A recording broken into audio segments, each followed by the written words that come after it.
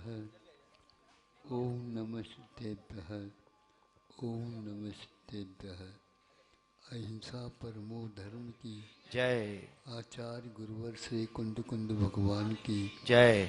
आचार्य गुरुवर श्री ज्ञान सागर मुनि महाराज की आचार्य गुरुवर श्री विद्यासागर जी महामुनि राज की जय।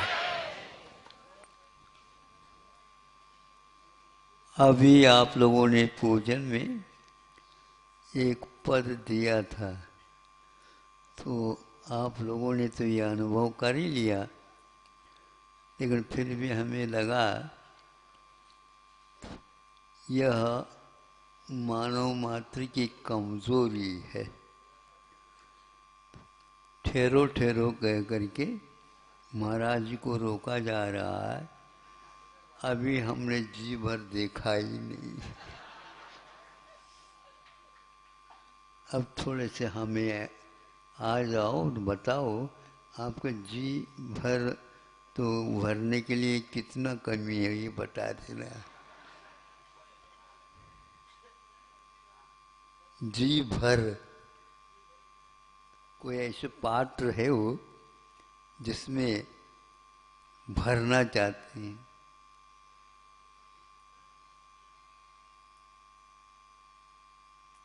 वैचित्र्य तो यह है, यहाँ पर प्रत्यक्ष में नहीं दिखते हुए भी देखने का हम प्रयास करते हैं। यह आपकी ही दशा नहीं है, किंतु देवगति में भी यही दशा है। भगवान प्रत्यक्ष दिखे, आज नहीं है तो कल देखेंगे, लेकिन उस स्थान पर हम स्थापना निक्षेप से प्रभु को देखने का एक साधन बताया है।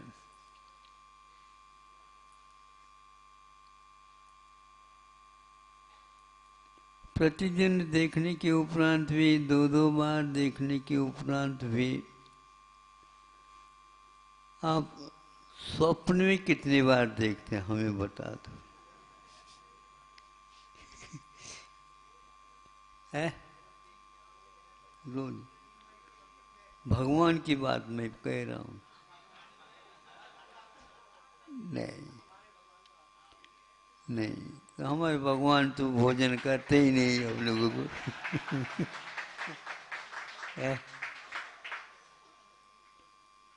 तो अब हम थोड़े स्वर्ग में चले, वहां पर कितना जी भर होता है देख ले।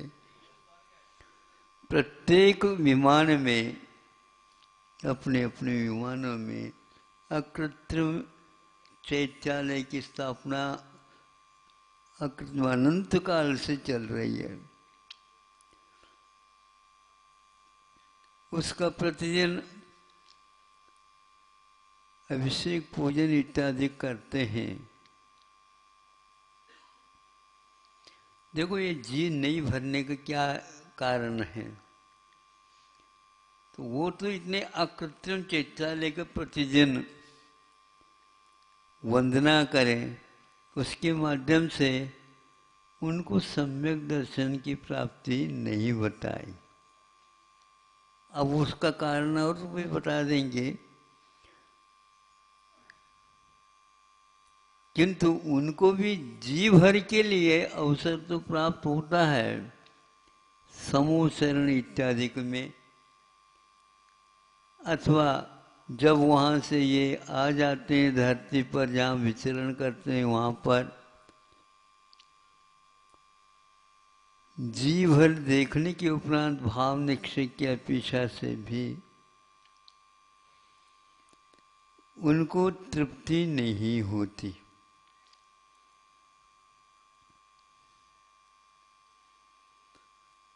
भव्याभव की बात यहाँ पर नहीं, सम्य दृष्टि मिथ्या दृष्टि की यहाँ पर बात नहीं, किंतु बात यह है कि सम्यक दर्शन की प्राप्ति देवों को बिंब के माध्यम से क्यों नहीं होती।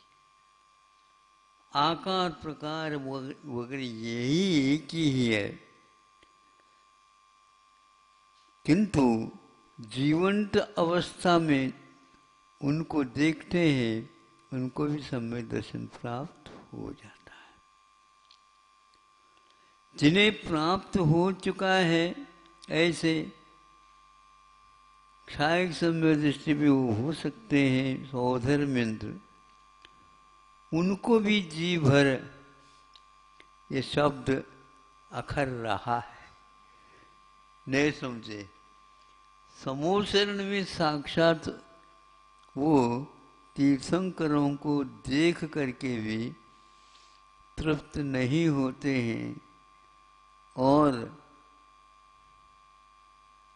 तो और तांडव नृत्य करते हैं वो, फिर भी उनको तृप्ति नहीं होती। एक ऐसी बीमारी है छद्मस्त अवस्था में, इसकी पूर्ति के लिए पूर्णायु भी समर्थ नहीं। पक्का है ये, 3 लोग में कहीं भी जाओ उसकी तृप्ति नहीं है।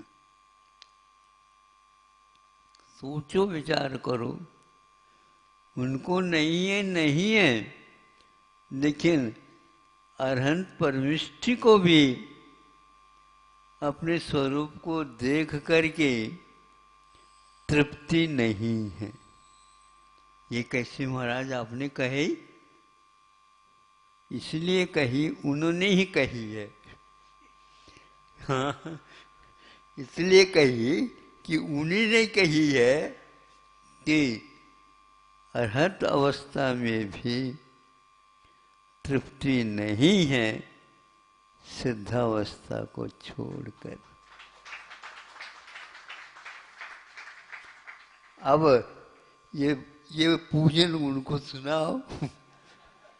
भगवान, हम सोचते थे हमको ही ये बीमारी है, यद्यपि 18 दोषों में एक रोग को भी उनको मुक्त कहा है, लेकिन ये अनादिकालीन रोग उनसे भी दूर नहीं हो पाया।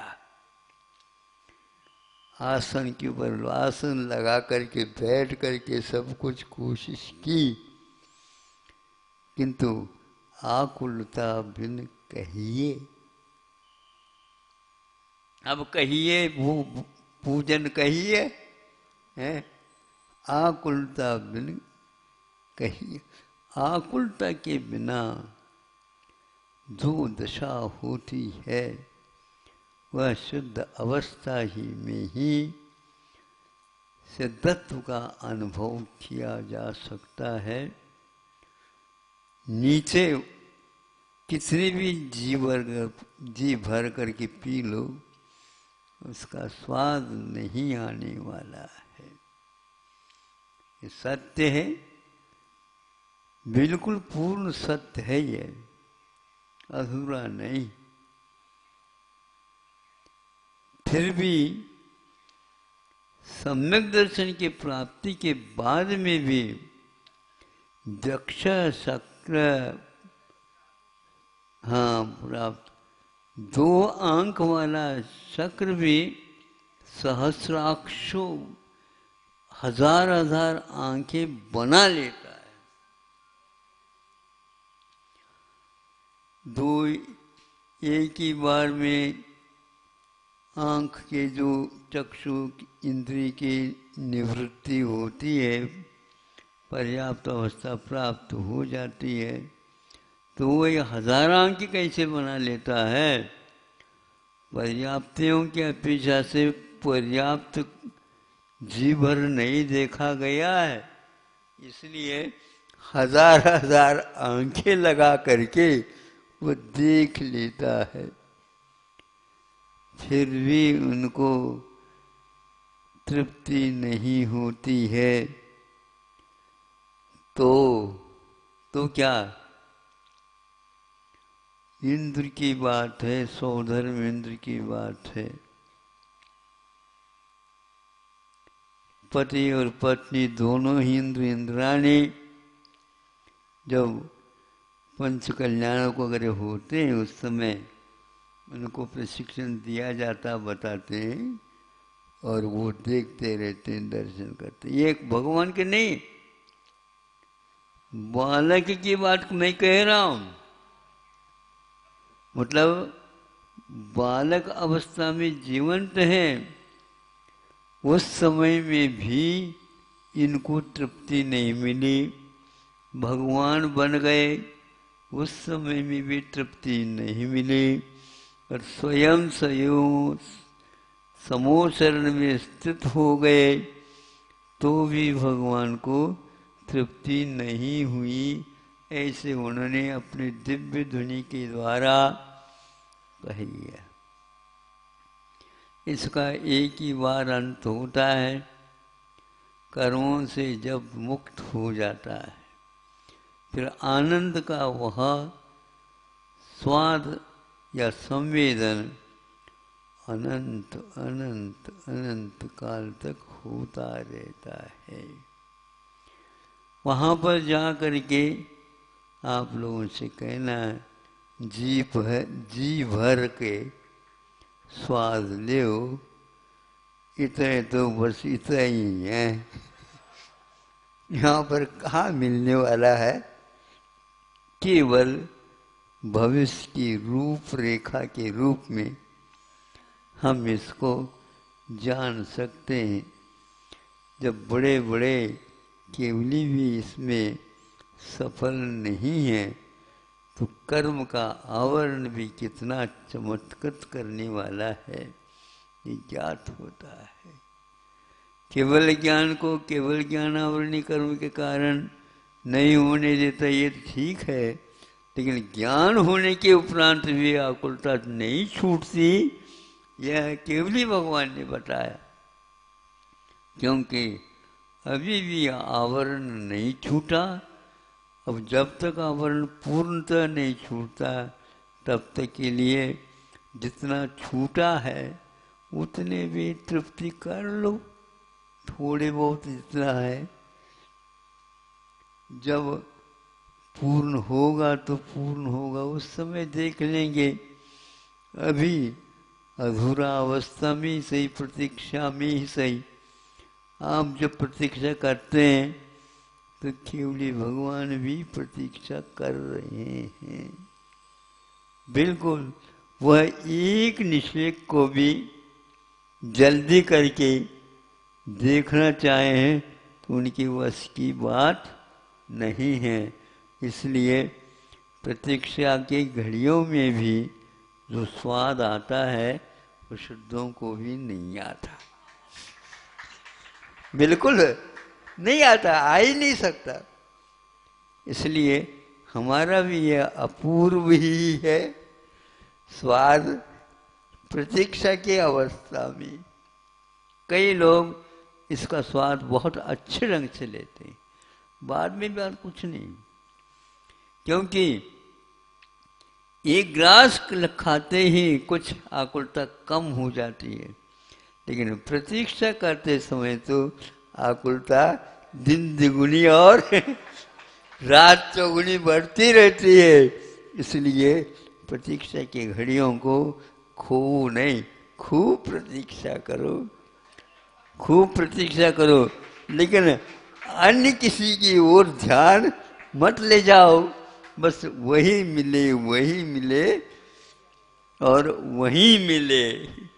ऐसा परम धर्म की जय।